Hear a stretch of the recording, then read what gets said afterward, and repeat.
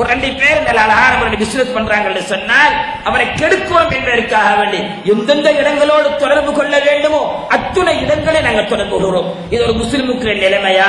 இவைகளெல்லாம் நல்லதா என்பதனை இந்த நல்ல நேரத்திலே சிந்தனை செய்து பாருங்கள்.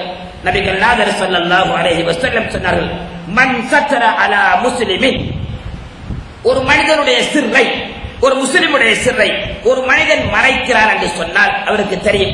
ஆனா இதை வெளியிட்டால் அவருடைய குடும்ப மரியாதை போயிடும், அவருக்குரிய அந்தஸ்து இஸ்ஸத்து போயிடும் என்று அவர் மறைச்சார் என்று சொன்னால் சத்தரஹுல்லாஹு யஃபித் துன்யா வல் ஆখিরা, ரப்புல் இஸ்ஸத் தபாரக வ தஆலா அவருடைய சிறுகளை இம்மையிலும் மறைக்கிறான், அல்லாஹ் மறுமையிலும் மறைத்துக்காட்டான். மறுமையில எப்படி மறைக்கிறான்? நல்ல மறும நாளில எல்லா கையிலையும் நம்ம எல்லார கையிலையும் பட்டோட இருக்கத்தான் செய்யுதுங்க. அந்த சமயத்துல நம்ம பட்டோட நாம தான் வாசிக்கிறோம்.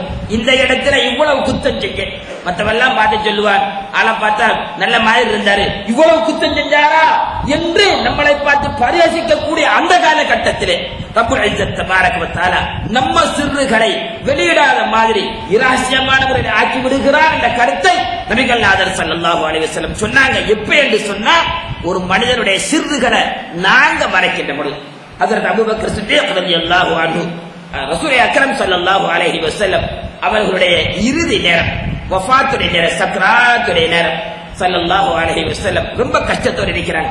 இன்னலில் மௌத்தி சக்ராத், மௌத்துக்கு சக்ராத் ஒரு வேதனை இருக்கத்தான் செய்கிறது என்பதனை ஸல்லல்லாஹு அலைஹி வஸல்லம் அவர்கள் வேதனையோடு சொன்ன ஒரு நேரம். இன்னலில் மௌத்தி சக்ராத், மௌத்துக்கு ஒரு சக்ராத் இருக்கிறது சொல்லி ரசூலுல்லாஹ் வாயால சொன்ன ஒரு நேரம். அந்த சமயத்தில் பாத்திமா ரலியல்லாஹு அன்ஹா அவர்களை அழைத்தார்கள். சொன்னார்கள், பாத்திமாவை காதல் கொஞ்சம் அணைச்சி காதுக்குள்ள என்னமோ சொன்னாங்க. பாத்திமா ரலியல்லாஹுடைய முகத்திலே கவலையுடைய குறித்தல் பட்டது. தன்னிலே இருந்து கண்ணீர் வடிய ஆரம்பித்து விட்டது. தேம்பி தேம்பி ஆரம்பிச்சுட்டாங்க. ஆனால் உம்மஹாத்துல் முஃமினீன்கள் குறிப்பாக ஆயிஷா சித்திகா ரலியல்லாஹு அன்ஹா அவர்கள் உட்பட அனைத்தையுமே பார்த்துக்கிட்டு இருக்கிறாங்க, அனைவரும் பார்த்துக்கிட்டு இருக்கிறாங்க. பின்னாடி ஸல்லல்லாஹு அலைஹி வஸல்லம் அவர்கள் சிறிது நேரத்துக்கு பின்னால ஆயிஷா ரலியல்லாஹு அன்ஹா ஃபாத்திமா ரலியல்லாஹு அன்ஹா அவர்களை அழைத்து அவன் காதுக்குள்ள இன்னும் ஒரு விடயத்தை சொன்னார்கள். ஃபாத்திமா நாயுடைய முகத்திலே மலர்வு தெரிப்பட்டது, மகிழ்ச்சி தெரிப்பட்டது. இந்த விடயத்தை எல்லாம் உம்மஹாத்துல் முஃமினீன்கள் பார்த்துக் கொண்டிருக்கிறார்கள்.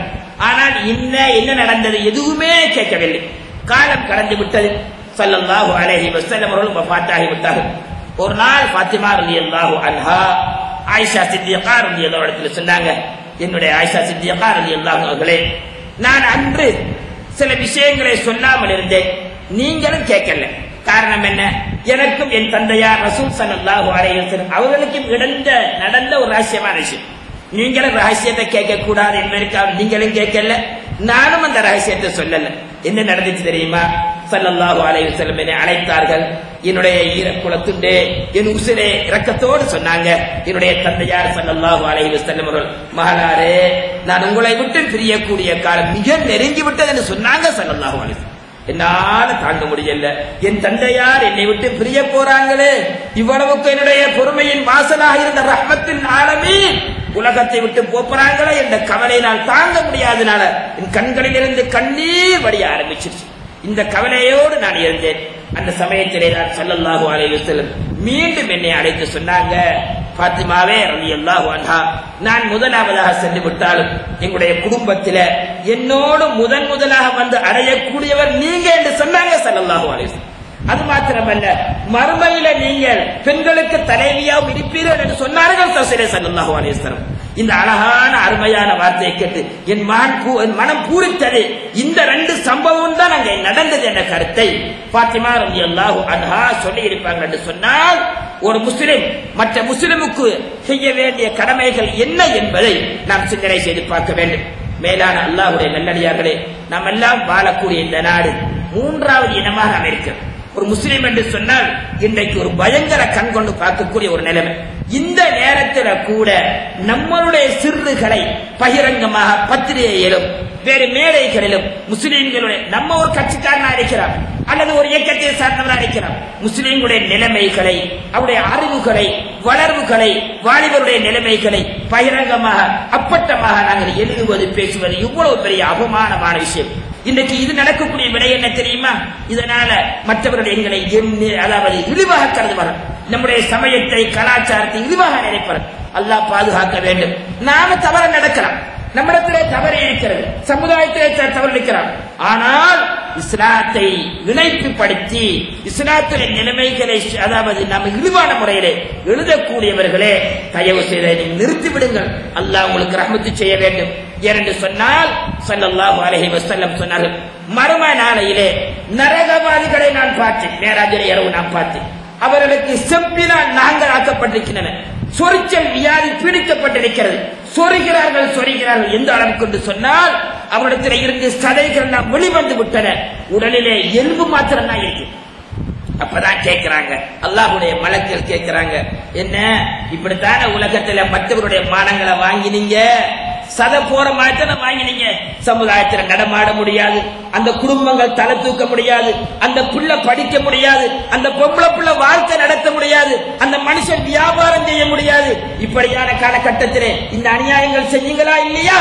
இப்ப உங்களுக்கு விளங்குதா இல்லையா? ஆகவேதான் இந்த நிலைமையிலே தான் மர்ம நாளிலே அந்த தண்டனை இருக்குது என்ற கருத்தை நபி கலாம் ஸல்லல்லாஹு அலைஹி வஸல்லம் அவர்கள் தெளிவான முறையிலே சொல்லிக்கானார்கள். அல்லாஹ்வுடைய நல்லடியார்களே, இன்றைய சூழ்நிலையை நாம் சிந்திக்க வேண்டும். சில இடங்களில் நாங்க பொறுப்புதாரிகளாக இருக்கிறோம், நம்ம ஒரு பொறுப்புதாரியா இருப்போம். ஆகவே அந்த பொறுப்பான இடங்களில் நம்மளாலதான் எல்லாம் செய்ய முடியும் என்பதும் அல்ல.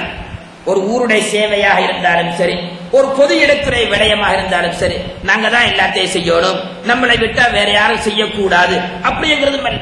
யார் யார் எதுக்கு தகுதியா இருக்கிறாரோ அவர்களை நம்முடைய சகோதரர்கள் முஸ்லிம்களாக இருந்தால் அவர்களை அனைத்து அந்த பொறுப்பை கொடுத்து நல்ல முறை நடப்பதுதான் ஒரு முஸ்லிமுடைய தனி உரிமை சட்டத்தை பேணக்கூடிய ஒரு பரக்கத்தாக இருந்து கொண்டிருக்கிறது. இது நம்முடைய கடமைங்க. இபாதில இருக்குது, யார் யாருக்கு எது ஏழுமோ அவர்களை அனைத்து சேர்த்து அந்த காரியங்களை செய்வது ஒரு முஸ்லிமுடைய கடமை. இவர் வந்தாம் வரத்தான், இவர் நம்ம ஊரை சார்ந்தவர் அல்ல, ஆகவே இவருக்கு தகுதி இருக்கலாம், ஆனா இவரை இணைக்க கூடாது, எல்லாம் நாம நாளா செய்யணும் நினைச்சுக்கிட்டு செய்யறமே, இவைகள் எல்லாம் முஸ்லிமுடைய ஹக்குக்கு நாம் மாறு செய்யக்கூடிய விடயம் என்பதை நாம் மறந்துவிடக் கூடாது. அல்லாஹ்வுடைய நல்லடியார்களே, ஹஜ்ரத் உமர் ஃபாரூக் ஆலம் ரலியல்லாஹு ஆட்சி காலத்தில் அதாவது இந்த மஹர் தொகை இருக்கு இல்லையா, ஒரு கணிசமான அளவு இருந்துச்சு. காலங்கள் செல்ல செல்ல இந்த வாலிபர்கள் ஆசையினால மஹர் தொகையை கூட்டிக்கிட்டே போனாங்க. இந்த மஹர் தொகை கூடினதின் காரணமாக என்ன நடந்துச்சு, சில வாலிபர்கள் அத மஹர் தொகை கொடுக்க முடியல என்று சொல்லி திருமணம் செய்ய முடியாம ரொம்ப கஷ்டப்பட்டு இருந்தாங்க. இந்த விஷயம் உமர் ஃபாரூக் ஆலம் ரலியல்லாஹு காதுல விழுந்துச்சு. உமர் ரலியல்லாஹு அன்ஹு ஒரு தடவை சொன்னாங்க, என்ன மஹர் தொகை கூடிக்கொண்டு போகிறது, அதனால ஸல்லல்லாஹு அலைஹி வஸல்லம் அவர்கள் கடைசியா உம்மஹாத்துல் முஃமினீன்களுக்கு என்ன மஹர் தொகை கொடுத்தார்களோ அதை வைத்து நாங்க மஹரா வச்சுக் கொள்வோம் என்று சொன்னால், மஹர் தொகை கூடுகின்ற பொழுது வாலிபர்கள் என்ன செய்யறாங்க, சில நேரங்களில் திருமணம் முடிக்காம விட்டுறாங்க. அல்லாஹ் பாதுகாக்க வேண்டும். ஒரு தவறான வழியிலே சென்று விட்டால் எல்லாரும் தான் குற்றக்காரனாக வேண்டும் என்று உமர் ரலியல்லாஹு அன்ஹு சொல்லி வைத்தார்கள். ஆகவே அது அமுல்ல இருந்து வந்தது. இப்படியாக சொல்லிவிட்டு அவர்கள் வெளியே வந்து தெருவிலே வருகிறார்கள். ஒரு குறைஷி பெண் இடை மறுக்கிறார். ஒரு ஜனாதிபதி தெருவிலே வருகிறார்கள், ஒரு குறைஷி பெண் என்ன செய்யறாங்க, இடையிலே மறுக்கிறார்கள். சொன்னார்கள், அமீருல் முஃமினீன், அல்லாஹ் தந்த செல்வாக்கில உரிமைகளில மறுப்பதற்கு உங்களுக்கு என்ன உரிமை இருக்குன்னு கேட்டாங்க. உமர் ரலியல்லாஹு அன்ஹு அதிர்ந்துட்டாங்க. ஏன் நான் என்ன செஞ்சிட்டேன், அல்லாஹ்வோட உரிமையில நான் கையை வச்சேனா, அல்லாஹ் மனிதனுக்கு கொடுத்த உரிமையில ஏதாவது நான் கையை வச்சேனா இல்லையே, என்ன நடந்தது கொஞ்சம் தெளிவா சொல்லுங்க. நீங்க மஹர் தொகையை மட்டுட்டு சொன்னீங்க இல்லையா, குர்ஆன் என்ன சொல்லுது, வஆதைதும் இஹ்தாஹுன்ன கிந்தாரா, வஆதைதும் இஹ்தாகுன்ன கிந்தாரா. குர்ஆன் என்ன செய்யலாம், அந்த பெண்ணுக்கு கொடுத்த தொகை இருக்கு இல்லையா, அந்த தொகை அந்த பெண்ணுக்குள்ளதான், அது எவ்வளவு கொடுக்கலாம் என்ற அமைப்பில் தான் குர்ஆன் சொல்லுகிறது. நீங்க இப்படி மட்டும் சொல்லுவீங்க. இப்பதான் அவளுக்கு விளங்குறது, ஒரு தனி மனிதனுடைய உரிமையை நான் பறித்த ஒரு குற்றத்துக்கு ஆளாக கூடாது என்று சொல்லி மீண்டும் சொன்னார்கள். மக்களே, ஒரு முஸ்லிமுக்கு செய்ய வேண்டிய கடமைகள் உள்ளது. ஒரு மனிதனுடைய உரிமையை நான் பறிக்க கூடாது, அது முறை அல்ல. அவர் படித்திருக்கலாம், என்னை விட படிச்சிருக்கலாம், அல்லது என்னை விட ஒரு பணம் வாய்ந்தவரா இருக்கலாம், ஒரு சமூக சேவலா இருக்கலாம், அவரை வைத்து வேலை வாங்குவதால் ஒரு முஸ்லிமுடைய கடமையை தவிர பறிப்பது முறையல்ல.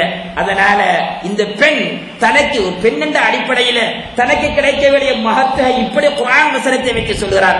அதனால நீங்க வேண்டிய அளவு கொடுத்துக்கிடுங்க என்ற கருத்தை உமரே ஃபாரூக் ஆலம் ரலியல்லாஹு அன்ஹு சொல்லி இருப்பாங்க என்று சொன்னால் நாம் நிச்சயமாக நாம் சிந்திக்க வேண்டும். நம்முடைய சமுதாயத்தில் எந்தெந்த விடயங்கள் இருக்கிறதோ நாம தான் தலைவராக இருக்கணும், நாம தான் காரியாசிக்கணும், நம்மளை விட்டா வேற யாரும் இல்லை என்ற அமைப்பை விட்டுடுங்க. விட்டுக் கொடுக்கக்கூடிய தன்மையை நம்மிடத்தில் ஏற்படுத்திக் கொள்ள வேண்டும். இதுதான் மனித தன்மை. உமரே ஃபாரூக் ஆலம் ரலியல்லாஹு அன்ஹு எத்தனை இடங்களிலே விட்டுக் கொடுத்தார்கள், மற்றவர்களை பற்றி சிந்தனை செய்தார்கள். ஸல்லல்லாஹு அலைஹி வஸல்லம் சொன்னார்கள், ஒரு மனிதன் சமுதாயத்தை பற்றி சிந்திக்கவில்லை என்று சொன்னால் ஃபலைஸ மின்னி, அவன் என்னை சார்ந்தவன் அல்ல என்ற கருத்தை நபிகளார் ஸல்லல்லாஹு அலைஹி வஸல்லம் அவர்கள் தெளிவான முறையிலே சொன்னார்கள். ஆகவேதான் அல்லாஹ்வுடைய நல்லடியார்களே, ரப்புல் இஸ்ஸத் தபாரக வ தஆலா நாம் வாழக்கூடிய காலத்தில் நம்முடைய சொத்து நம்முடைய நிலைமை அல்லாஹ் ஏற்படுத்தினதை நம்மளுக்கு வச்சிருக்கிறான். அதனால மற்றவர்களுடைய வாழ்க்கையில தொழில அவங்களுடைய ரகசியமான விஷயங்கள்ல பூந்து நுழைஞ்சி மூக்கு நுழைச்சி நாம அவங்கள அநியாயத்துக்கு உட்படுத்தக்கூடிய நிலைமை இருக்கு இல்லையா, இது நம்மளுக்கு வெளிப்பார்வைக்கு கொஞ்சம் அழகாத்தான் இருக்கும். நம்முடைய நிலைமை இந்த பூச்சி மருந்து மாதிரி வயிற்றில் அடிக்கிற பூச்சிக்கு நம்ம என்ன செய்யறோம், மருந்து பார்க்க சின்ன சிறுவர்களுக்கு மருந்து கொடுக்கிறோம். அந்த குளிசையினுடைய அமைப்பு எப்படி வெளியில கொஞ்சம் இனிப்பா இருக்கும், உள்ளுக்கு மருந்து பாய்ச்சப்பட்டிருக்கும். கிருமிகள் என்ன செய்யும், இனிப்பை ருசிப்பதற்காக வரும். அந்த சமயத்தில் ருசித்துக் கொண்டிருக்கின்ற பொழுது அவனுடைய உயிருக்கு ஆபத்தான மருந்து அங்கே வருகிறது. வெளியில நம்மளுக்கு நல்லாக இருக்கலாம். ரப்புல் இஸ்ஸத் தபாரக வ தஆலா இன்ன பத்ஷ ரப்பிக லஷதீத், அல்லாஹ்வுடைய புடி மகா கடுமையானது என்ற ஒரு நிலைகளை பிடித்துத்தான் ஆகுவார். ஆகவே தான் ஒரு முஸ்லிமுடைய கடமையை, ஒரு முஸ்லிமுடைய ஹக்குகளை ஸல்லல்லாஹு அலைஹி வஸல்லம் அவர்கள் எந்த முறையிலே சொல்லித் தந்தார்களோ அவைகளை சீரான முறையிலே பின்பற்றி அல்லாஹ்வுடைய நன்மையை பெறக்கூடிய மக்களாக சுப்ஹானஹு வ தஆலா இம்மனைவரையும் ஆக்கி அருள் புரிவானாக. அல்லாஹ் எங்களுடைய பாவங்களை மன்னித்தருள்வாயாக, எங்களுடைய பெற்றோர்கள் குடும்பத்தினரின் பாவங்களை மன்னித்தருள்வாயாக. நாங்கள் எல்லாம் வாழக்கூடிய காலத்திலே மற்ற சகோதரர்களுக்கு எந்த கடமைகளை செய்ய வேண்டும் என்று நபியின் மூலமா நாங்கள் போதிக்கப்பட்டோமோ அந்த கடமைகளை அழகான முறையில் செய்து அல்லாஹ்விடத்திலே நன்மை பெற்ற மக்களை எங்களை ஆக்கி வைப்பாயாக. உங்களுடைய இறுதி நேரத்தை களிமாவோடு வஃபாத்தாக கூடிய பாக்கியத்தை தந்தருவாயாக. மேலான எங்களுடைய தாய் தந்தைகளுக்கு பிழை பொறுத்து கிருபை செய்வாயா. எங்களையும் அவர்களையும் நரகத்தை விட்டு விடுதலை செய்யப்பட்ட நல்லவர்களாக ஆக்கி வைப்பாயா. எதிர்கால சந்ததியான எங்கள் பிள்ளைகளுக்கு ஹிதாயத்துடைய வாசலை கொடுத்தருள்வாயா, இல்முடைய நூறானியத்தை கொடுத்தருள்வாயா, உனக்கும் உடைய நபிக்கும் பொருத்தமான சாலிஹான மக்களாக ஆக்கி வைப்பாயா. எங்கிருந்தாலும் பரக்கத்தை செய்யப்பட்ட நிலைமையை ஆக்கி வைப்பாயா. நாளை மரமனால உன்னுடைய தில்லுகாம் ரசூலுல்லாஹ்வுடைய ஷஃபாஅத்தை தந்தருள்வாயா. ஆமீன் ஆமீன் யா ரப்பல் ஆலமீன். வல்ஹம்துலில்லாஹி ரப்பில் ஆலமீன். அல்ஹம்துலில்லாஹ் அல்ஹம்துலில்லாஹி அல்லதி خلقல் இன்சான மின் தீன் ثم جعل نسله من سلالة من ماء مهين ثم سواه ونفخ فيه من روحه فتبارك الله أحسن الخالقين. أحمده سبحانه وتعالى هو الرزاق ذو القوة المتين وأشكره شكرا جزيلا في كل وقت وحين. أشهد أن لا إله إلا الله وحده لا شريك له وأشهد أن محمدا عبده ورسوله الصادق الوعد الأمين. صلى الله وسلم على سيدنا محمد وعلى آله وصحبه صلاة وسلام دائمين متلازمين إلى يوم الدين وسلم تسليما كثيرا. أيها الناس أوصيكم وإياي أولا بتقوى الله. اتقوا الله العظيم عز وجل واطيعوه فإن التقوى حبل الله المتين وصية رب العالمين. وعليكم بلزام أركان الإسلام ولا تضيعوا أمانكم باكتساب اللازم وأن بقيته مرق لا قيمة له بين الأنام وأن واشرب الأشياء غار الأثمان ولا زمان شر والطغيان واحذر مما يستر فيه من الذنوب والنسيان وكثرة المصائب وخطوات الشيطان. نبهنا الله وإياكم الغافلين ونبر قلوبنا بالإيمان باليقين وجعلنا في زمرة الصالحين والمتقين. والله تعالى يقول وهو أصدق القائلين. أعوذ بالله من الشيطان الرجيم. بسم الله الرحمن الرحيم. ووصى به إبراهيم بنيه ويعقوب يا بني إن الله اصطفى لكم الدين فلا تموتن إلا وأنتم مسلمون. نفعني الله وإياكم بهدى كتابه وأقول قولي هذا وأستغفر الله العظيم لي ولكم وأستعفي عني وعنكم وعن جميع المسلمين والمؤمنين أجمعين واستغفروه إنه هو الغفور الرحيم.